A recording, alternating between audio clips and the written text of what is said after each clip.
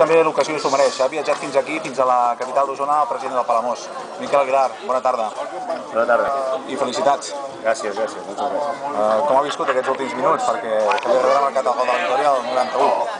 Sí, ha sigut un fallo del porter i bé, el Robert, que és el màxim golejador, doncs estaven allà i ha marcat el gol, que ja ens tocava. Necessitava una victòria, president? Sí, necessitava una victòria perquè l'equip va tirant i tirant-se endavant. Feia 10 jornades que no guanyàvem. Aquesta victòria què ha de suposar, Miquel? Ha de significar un abans i un després? Però jo suposo que aquesta victòria donarà molta confiança a l'equip i tiraran cap a dalt.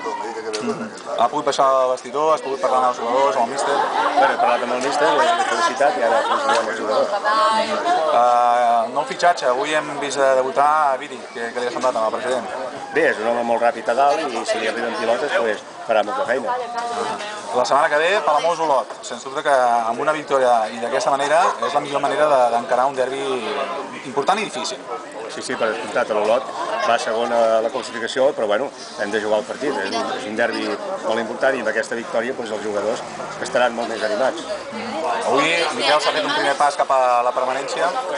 Sí, jo no tinc cap dubte que no patirem per estar a tercera l'any que ve, no hi ha cap dubte. Sí. Molt bé, doncs Miquel, moltíssimes gràcies i felicitats per la victòria, que sigui la primera de moltes. Moltes gràcies a vosaltres. Molt bé, doncs.